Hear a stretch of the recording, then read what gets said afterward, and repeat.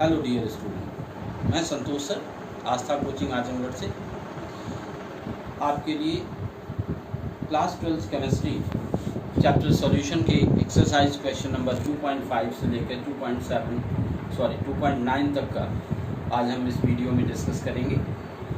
मैं कुछ कहना चाह रहा हूँ कि काफ़ी लंबा गैप हो गया पिछले वीडियो और इस वीडियो के आने में, जिसकी कुछ मेरी पर्सनल प्रॉब्लम्स थी, जिस कारण मैं आपको जल्दी वीडियो नहीं दे पाया। लेकिन अब वो प्रॉब्लम्स दूर हो गई हैं, इसलिए अब कंटिन्यू होगा, आपको रेगुलर वीडियो मिलते रहेंगे। उसके लिए जो है मुझे खेद है कि मैंने काफ़ी लंबा समय आपको दिया, लेकिन अब ऐसी दिक्कत नहीं आएगी, अब ऐसी प्रॉब्लम नहीं आएगी।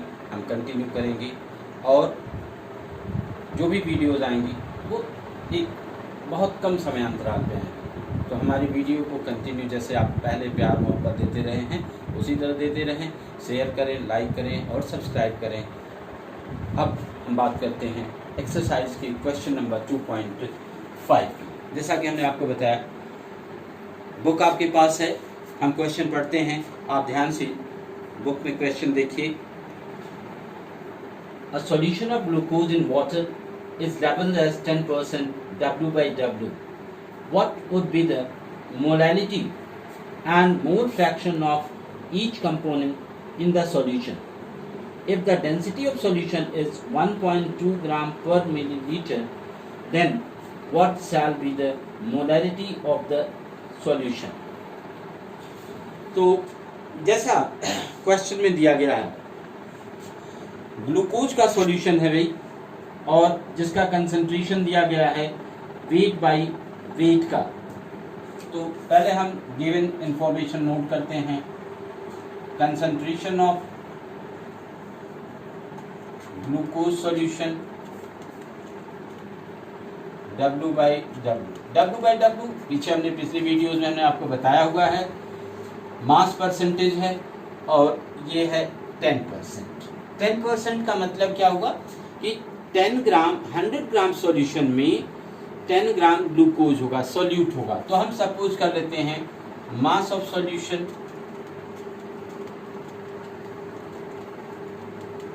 मास of solution 10 gram, sorry 100 gram, mass of solute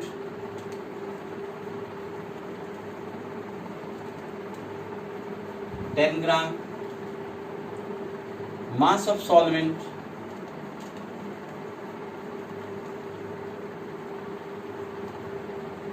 100 minus 10 90 ग्राम। ये इंफॉर्मेशन हमें दी गई है। एक दूसरी इंफॉर्मेशन दी गई है, वो क्या? डेंसिटी ऑफ सॉल्यूशन 1.2 ग्राम पर मिलीलीटर।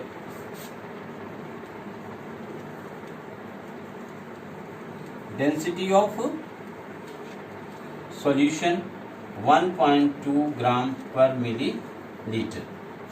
आपको फाइंड आउट क्या करना है? मोलैरिटी एंड मोलैरिटी, ये दो चीजें आपको फाइंड आउट करनी है। पीछे हमने पिछले वीडियोस में हमने आपको सारे रिलेशन, सारे फॉर्मूले, सब कुछ डिस्कस किए हुए हैं।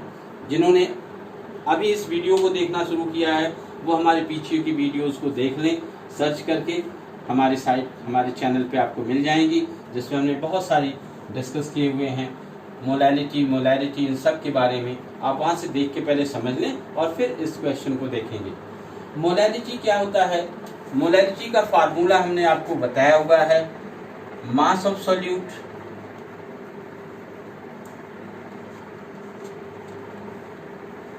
किसमें? ग्राम में, upon molar mass of solute into mass of solvent in kilogram. तो अब इस फार्मूले का यूज करते हैं। इसमें हमें क्या चाहिए? Molar mass of solute. तो पहले हम मोलर मास ऑफ सॉल्यूट निकालते हैं। जैसा आप जानते हो, ग्लूकोज का मोलर मास निकालना पड़ेगा आपको मोलर मास ऑफ ग्लूकोज निकालेंगे। Molar mass of glucose, glucose का फार्मूला आप जानते हो C6H12O6। इस फार्मूले में हम कैलकुलेट करते हैं, 6 एटम है कार्बन का तो 6 × 12 प्लस 12 एटम है हाइड्रोजन के तो 12 × 1 प्लस 6 एटम है ऑक्सीजन के तो 6 × 16। इसको कैलकुलेट करेंगे तो 72 प्लस 12 एंड प्लस 96 ऐड कर देंगे 0, 10, 180। मोलर मास आपने कैलकुलेट कर लिया ग्लूकोज का। तो अब हम मोलैरिटी निकाल सकते हैं। फार्मूला हमने पहले लिख दिया है। मोलैरिटी, मास ऑफ ग्लूकोज कितना है, मास ऑफ ग्लूकोज मतलब मास ऑफ सॉल्यूट 10 ग्राम है भाई, तो 10 gram upon molar mass 180 into mass of solvent in kg है। मास ऑफ सॉल्वेंट कितना है 90 ग्राम, तो 90 अपॉन 1000, क्योंकि हमने इस 1000 से डिवाइड कर दिया तो ये किलोग्राम में चेंज हो जाएगा। अब इसको अगर हम कैलकुलेट करते हैं तो ये 1000 ऊपर चला जाएगा, तो 10 × 1000 अपॉन 180 इंटू 90। अब इसको अगर आप कैलकुलेट करते हैं तो कैलकुलेशन आप करेंगे अच्छे से और आपको आ जाएगा 0.62। इसको कैलकुलेट करेंगे तो 0.62 मोलैरिटी आ गई।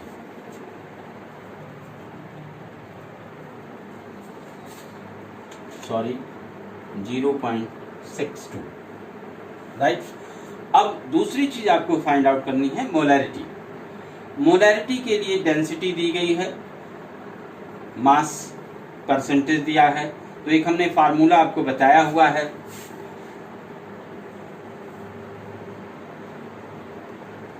Molarity is equal to 10xD upon molar mass of solute, जहां पे x क्या है मास परसेंटेज और d क्या है डेंसिटी ऑफ सॉल्यूशन। तो 10 इंटू x कितना है भाई 10 ही है, तो 10 इंटू 10 इंटू d कितना है 1.2 ग्राम पर मिलीलीटर, तो 1.2 एंड अपॉन मोलर मास 180।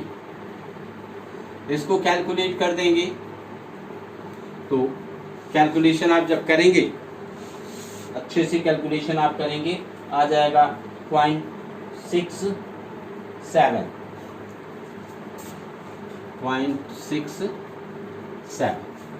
तो इस तरीके से आप कैलकुलेट कर सकते हैं मोलैरिटी एंड मोलैरिटी दोनों। अब हम अगले क्वेश्चन की बात करते हैं, question number 2.6।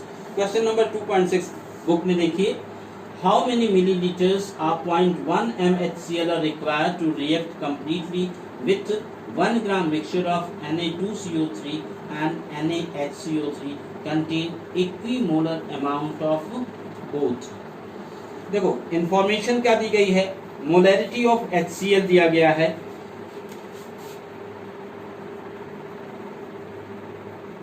Molarity of HCl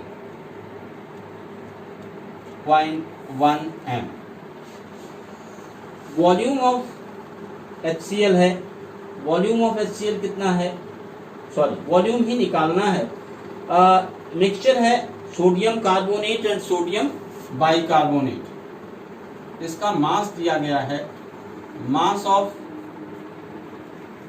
NaHCO3 and Na2CO3 1 ग्राम। तो अगर आप रिएक्शन ध्यान से देखें तो रिएक्शन में आप जानते हो कि चाहे बाइकार्बोनेट हो या कार्बोनेट हो, ये जब एसिड से रिएक्ट करते हैं तो salt, carbon dioxide and water बनता है। लेकिन यहाँ पे हमें ये नहीं पता है कि इस 1 ग्राम में ये कितना है और ये कहने का मतलब सोडियम बाइकार्बोनेट कितना है और सोडियम कार्बोनेट कितना। तो सपोज कर लेते हैं कि सपोज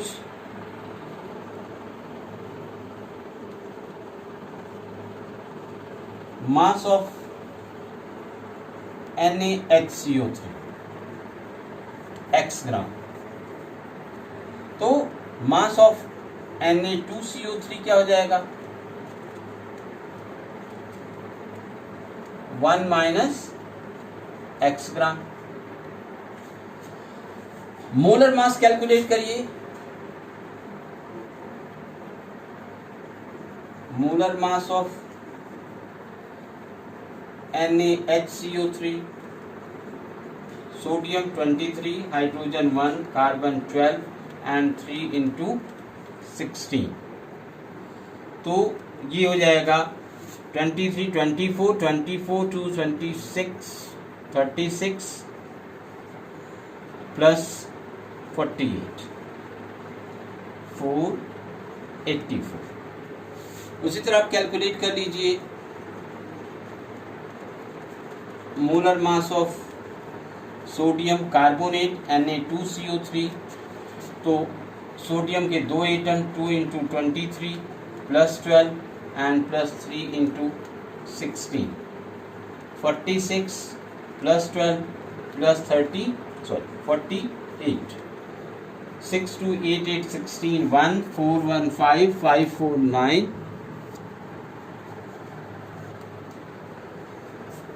4 4 8 1 9 and 1 10, 106। तो नंबर ऑफ मोल्स निकाल लेते हैं।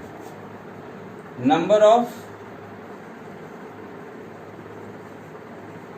मोल्स ऑफ NaHCO3, तो आप जानते हो नंबर ऑफ मोल्स क्या होता है, मास अपॉन मोलर मास। तो मास हमने माना हुआ है x ग्राम, तो x अपॉन 84। और नंबर ऑफ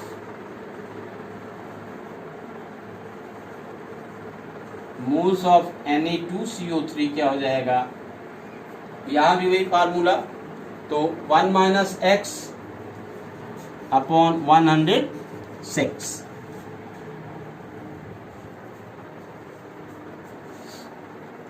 तो नंबर ऑफ मोल्स निकल गए।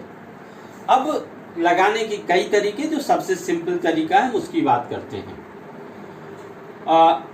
हम ये देखते हैं कि इतने मोल के लिए HCl की कितनी रिक्वायरमेंट्स होंगी और इतने मोल के लिए HCl की कितनी रिक्वायरमेंट्स होंगी। तो ये दोनों हम रिएक्शन बेस्ड बात करेंगे। आप जानते हो Na2CO3 plus 2HCl is equal to 2NaCl plus CO2 plus H2। NaHCO3 plus HCl, NaCl plus CO2 plus H2। तो अगर हम इस रिलेशन से देखें तो इसका 1 मोल और इसके कितने चाहिए 2 मोल, इसका 1 मोल, इसका भी 1 मोल। तो उस हिसाब से अगर हम देखें, उस रेशियो से देखें, तो हमारे पास NaHCO3 के x/84 मोल्स हैं और Na2CO3 के 1 माइनस x/106 मोल हैं।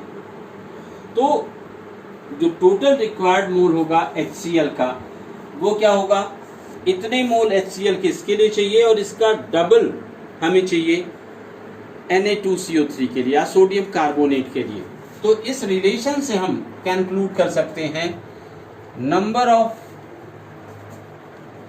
Moles of HCl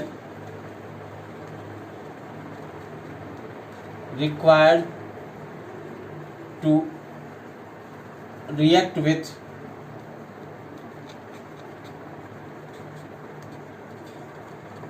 mixture. कितना हो जाएगा? ये x by 84 plus 1 minus x by 106 into 2। तो इसको जब मल्टीप्लाई करेंगे तो x by 84 plus 2 minus 2x, या सीधे सिंप्लीफाई कर दें, इस तरह ना लिखें, इसको डिवाइड कर दें 53। तो 1 माइनस x अपॉन 53। ये तो हमारे number of moles of HCl हो गए। लेकिन अभी हमें x की वैल्यू निकालनी है।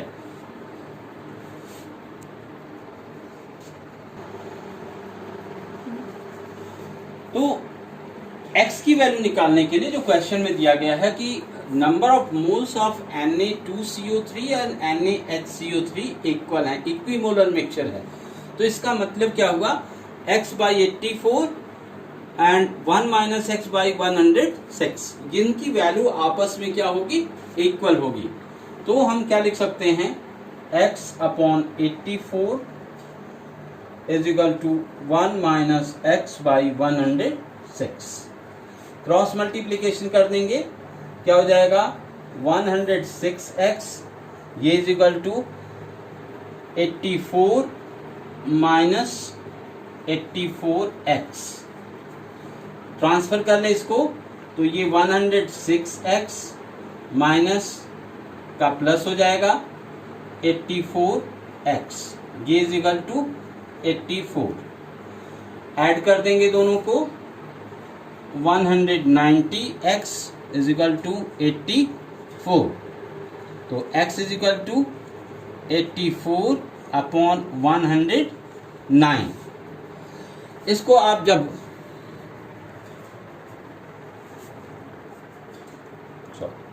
190, अब जब इसको डिवाइड करेंगे 84 अपॉन 190 को, तो आप डिवाइड करके देख सकते हैं। हम डिवाइड करके देख ले रहे हैं भाई क्या वैल्यू आती है। 190 पॉइंट लगाया, 0 हो जाएगा, 4 760 0 8 0 कर लेंगे, 4 760 0 40 0 कर लेंगे, 2।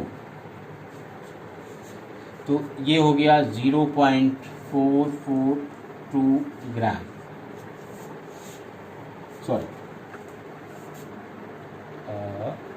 हाँ राइट, ग्राम। एंड हम x की वैल्यू यहाँ पुट कर लें तो नंबर ऑफ मोल्स रिक्वायर्ड आ जाएंगे HCl के। इसको हम इक्वेशन नंबर 1 बना लेते हैं। Put the value of x in equation first. तो क्या हो जाएगा भाई? x means 0.442 upon 84 plus 1 minus 0.442 upon 53। And इसको जब हम सॉल्व करेंगे इस वैल्यू को, तो हमारे पास number of moles of HCl आ जाएगा 0.0158। इतने मोल्स हो जाएंगे किसके? HCl के। तो नंबर ऑफ मोल्स आ गए। और अब हम कैलकुलेट कर लेंगे क्या चीज? Volume of HCl। फिर से हम वॉल्यूम ऑफ HCl के लिए हम मोलैरिटी वाला फार्मूला यूज करेंगे। आप जानते हो molarity of solution molarity is equal to होता है भाई number of moles of solute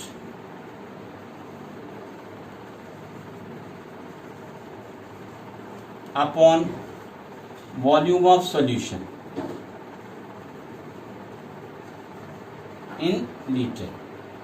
तो मोलैरिटी आपको दी गई है कितनी 0.1। नंबर ऑफ मोल्स आपने कैलकुलेट किया 0.0158 upon volume of solution in litre. इसको ट्रांसफर कर लीजिए और इसको इधर कर लेंगे तो वॉल्यूम ऑफ सॉल्यूशन आ जाएगा 0.0158 अपॉन 0.1 डिवाइड करेंगे तो हो जाएगा 0.158 या 100, ये लीटर होगा भाई, और ये हो जाएगा 158 मिली लीटर। अब हम क्वेश्चन नंबर 2.7 की बात करते हैं। क्वेश्चन नंबर 2.7 ध्यान से पढ़िए। इस बुक में हम पढ़ते हैं आपके लिए, calculate percentage composition in term of mass of A solution obtained by mixing 300 gram of A 25% and 400 gram of A 40% solution by mass. तो जो इन्फॉर्मेशन दी गई है वो हमने यहाँ पे लिखा 300 ग्राम सॉल्यूशन है जिसका कंसंट्रेशन मास कंसंट्रेशन दिया है 25%, और दूसरा 400 ग्राम सॉल्यूशन है जिसका कंसंट्रेशन मास कंसंट्रेशन 40% है। तो इस हिसाब से आप जब दोनों को मिलाएंगे तो total mass of solution mixture क्या हो जाएगा, total mass of solution 400 and plus 300 700 ग्राम हो गया। अब हम देखते हैं कि इसमें सॉल्यूट कितना है और इसमें सॉल्यूट कितना है। तो मास ऑफ सॉल्यूट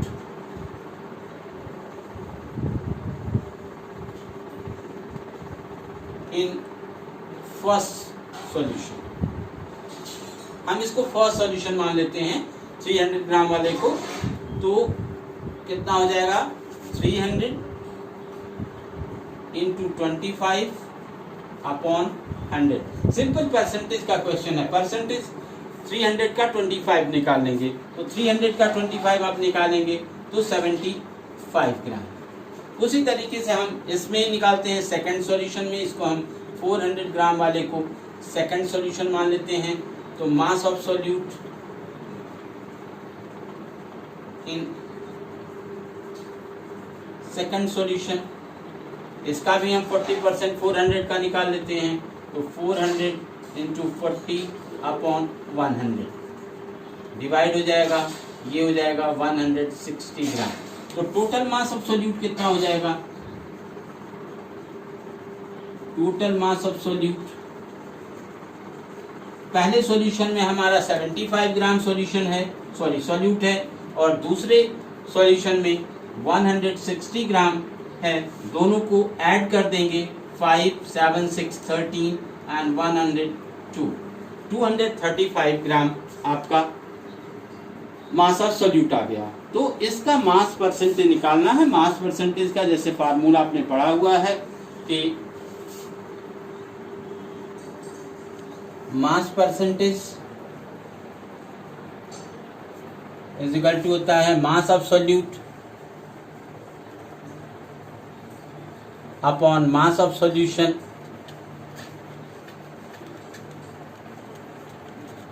इन 200। तो मास ऑफ सॉल्यूट कितना है, मास ऑफ सॉल्यूट आपने यहाँ कैलकुलेट किया 235 अपॉन टोटल मास हो गया 700 इंटू 100। बहुत सिंपल सा कैलकुलेशन है। 7 3 जा 21, 25 हो गया, 7 3 जा 21, 40, 7 5 जा 35, 7 7 जा 40, इतने परसेंट हो जाएगा और यही आपका आंसर। अब हम क्वेश्चन नंबर 2.8 की बात करते हैं। हम क्वेश्चन पढ़ते हैं, ध्यान से देखिए। An antifreeze solution is prepared from 222.6 gram of ethylene glycol and 200 gram of water. Calculate the molality of the solution. If the density of solution is 1.072 gram per milliliter, then what shall be the molality of the solution? तो हमें जो information दी गई है, mass of ethylene glycol दिया गया है 220.6 ग्राम, जो as a solute के रूप में होगा, जिसका फार्मूला हमने आपको लिख दिया 222.6 ग्राम सॉल्यूट है, जिसका फार्मूला हमने लिख दिया CH2 single bond CH2 OH। Mass of water दिया गया है जो हमें बिहेव करेगा एज ए सॉल्वेंट, जिसका मास दिया गया 200 ग्राम। डेंसिटी ऑफ द सॉल्यूशन दे दी गई है 1.072 ग्राम पर मिलीलीटर। तो हमें दो चीज़ें फाइंड आउट करनी है, मोलैलिटी एंड मोलैरिटी। तो सबसे पहले मोलैलिटी फाइंड आउट करते हैं। मोलैलिटी स्मॉल एन से डिनोट करते हैं। मोलैलिटी इज इक्वल टू होता है mass of solute upon molar mass of solute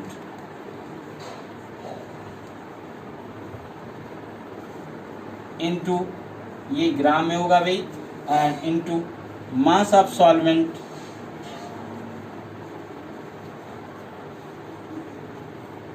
और मास ऑफ सॉल्वेंट होगा किसमें, किलोग्राम में।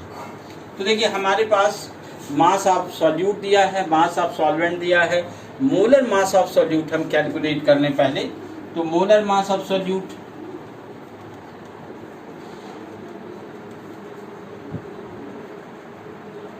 अगर हम कैलकुलेट करते हैं तो molar mass of solute ethylene glycol solute है, कार्बन के कितने एटम हैं, 2 एटम हैं, तो 2 × 12 प्लस हाइड्रोजन के 6 एटम हैं, तो 6 × 1 प्लस ऑक्सीजन के 2 एटम हैं, तो 2 × 16। ओवरऑल कैलकुलेट करेंगे 24 प्लस 6 एंड प्लस 32, तो आपको आ जाएगा 62। तो अब मोलैलिटी आप कैलकुलेट कर सकते हैं।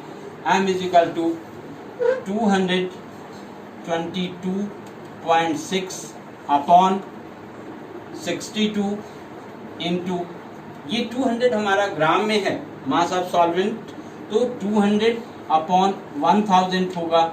ये 1000 ऊपर चला जाएगा, तो इसकी जगह पे हम क्या लिख सकते हैं 222.6 into 1000 upon 62 into 200।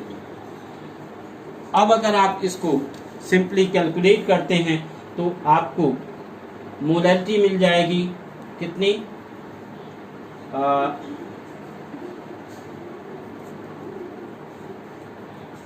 17.95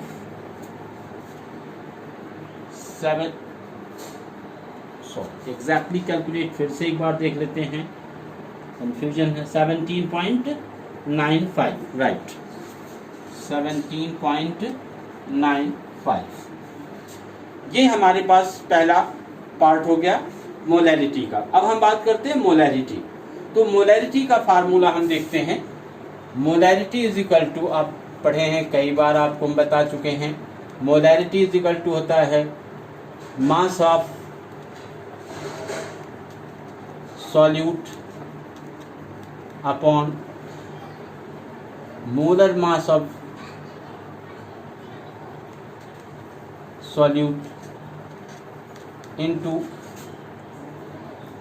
volume of solution in litre. तो हमारे पास mass of solute, molar mass of solute तो है, बट वॉल्यूम ऑफ सॉल्यूशन नहीं दिया है। लेकिन उसके लिए हमें एक दी गई है चीज़, क्या, डेंसिटी ऑफ सॉल्यूशन दिया गया है। तो डेंसिटी इज इक्वल टू क्या होता है, हम जानते हैं density is equal to mass upon volume, या फिर हम क्या लिख सकते हैं, volume is equal to mass upon density. तो मास ऑफ सॉल्यूशन कितना हो जाएगा, mass of solute plus mass of solvent. तो मास ऑफ सॉल्यूट दिया गया है 222.6 and plus mass of solvent दिया गया है 200 ग्राम, तो प्लस 200 एंड अपॉन डेंसिटी दी गई है 1.072 ग्राम पर मिलीलीटर। अगर आप इसको कैलकुलेट करते हैं तो आपको वॉल्यूम ऑफ सॉल्यूशन आ जाता है 394.21 मिलीलीटर, या इसको लीटर में अगर आप चेंज करते हैं तो ये हो जाएगा 0.39421 लीटर। अब हम इस फार्मूले में सारी वैल्यूज रख देते हैं, मोलैरिटी कैलकुलेट करते हैं। Molarity is equal to mass of solute, mass of solute आपको पता है 222.6 upon molar mass of solute, आपने यहाँ कैलकुलेट किया हुआ था, मोलर मास 62 है, 62 इंटू वॉल्यूम ऑफ सॉल्यूशन 0.39421। इसका आप कैलकुलेशन करेंगे, थोड़ा कैलकुलेशन जरूर लंबा है, बट अगर इसकी कैलकुलेशन आप करते हैं तो 9.1 m आता है, 9.1 m। तो इस तरीके से कैलकुलेट कर सकते हैं आप मोलैरिटी। मोलैरिटी को फिर से एक बार हम एक्सप्लेन कर दें। Molarity mass of solute upon molar mass of solute into volume of solution in litre. तो सॉल्यूशन का वॉल्यूम निकालने के लिए हम जो डेंसिटी इंफॉर्मेशन दी गई उससे हम निकाल सकते हैं। डेंसिटी इज इक्वल टू था मास अपॉन वॉल्यूम, तो वॉल्यूम इज इक्वल टू क्या हो जाएगा, मास अपॉन डेंसिटी, और कैलकुलेशन वैल्यू रख करके हम कैलकुलेट करते हैं तो वॉल्यूम आ जाता है 394.21 मिलीलीटर, या उसको लीटर में चेंज कर लेंगे तो 0.39421 लीटर। और अब फाइनली हम मोलैरिटी कैलकुलेट कर लेंगे 9.1 m। अब हम लोग क्वेश्चन नंबर 2.9 की बात करते हैं। फिर से हम पढ़ते हैं आपके लिए question number 2.9। A sample of drinking water was found to be severely contaminated with chloroform CHCl3, supposed to be carcinogenic. The level of contamination was 15 ppm by mass. First, express this in percentage by mass. Second, determine molarity of chloroform in water sample. तो आपको केवल एक information दी गई है, contamination of water with chloroform CHCl3 15 ppm। ppm का मतलब आपको पता है कि anything in 10 to the power 6 part, ये बाय मास दिया गया है। इसका मतलब अगर हम सॉल्यूशन का मास 10 to the power 6 ग्राम लेते हैं तो ये 15 ग्राम होगा। तो इस तरीके से हम यहाँ से सॉर्ट आउट कर सकते हैं कि mass of solute 15 gram, mass of solution 10 to the power 6 gram. अब हमें निकालना है मास परसेंटेज, तो mass percentage is equal to आपने पढ़ा हुआ है, mass percentage is equal to mass of solute upon mass of solution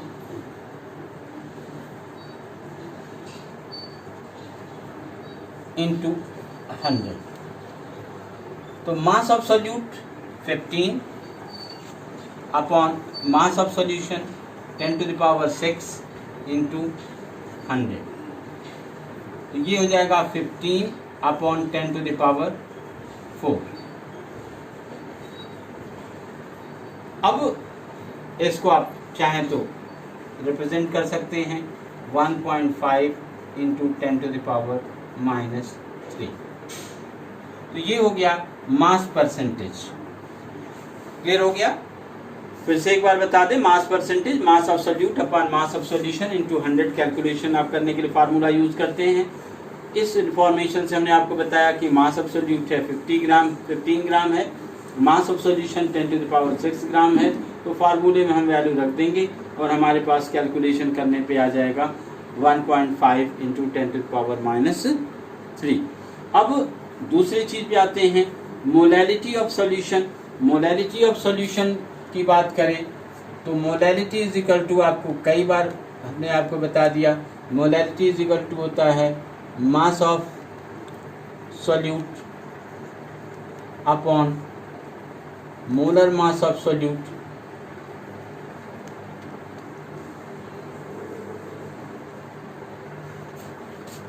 molar mass of solute into mass of solvent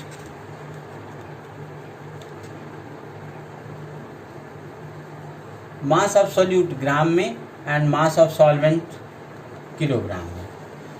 एक इंफॉर्मेशन हमारे पास नहीं है, मोलर मास ऑफ सॉल्यूट, तो हम कैलकुलेट कर लेते हैं मोलर मास ऑफ सॉल्यूट।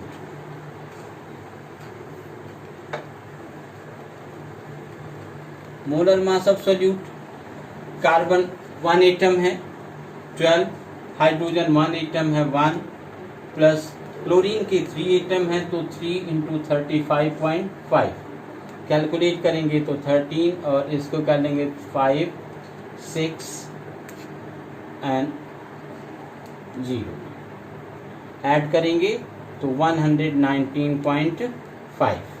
अब मोलैलिटी के फार्मूले में वैल्यू रख देते हैं, तो मोलैलिटी इज इक्वल टू क्या हो जाएगा, मास ऑफ सॉल्यूट आपको पता है 15 ग्राम upon molar mass of solute आपने यहाँ से निकाल लिया 119.5 इंटू मास ऑफ सॉल्वेंट दिया गया, तो मास ऑफ सॉल्वेंट को 10 टू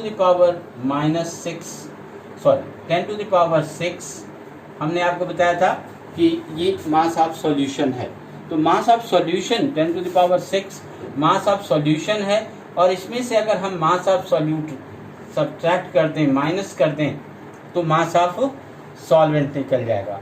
लेकिन कैलकुलेशन को इजी करने के लिए, जैसे आप देख रहे हो ये बहुत बड़ी डिजिट है, बहुत बड़ी वैल्यू है, और उसमें से 15 बहुत स्मॉल वैल्यू है, तो हम इसकी जगह near about 10 to the power 6 लिख सकते हैं। तो और ये ग्राम में है और हमें चाहिए किलोग्राम में, तो अपॉन 1000 कर लें, तो ये हो जाएगा 15 into 1000 upon 119 into 10 to the power 6। इसको अगर हम सॉल्व करते हैं तो सॉल्व करने पे आप देखेंगे कि जो इसकी वैल्यू है आपके पास आती है 1.25 into 10 to the power 4, 1.25 into 10 to the power -4।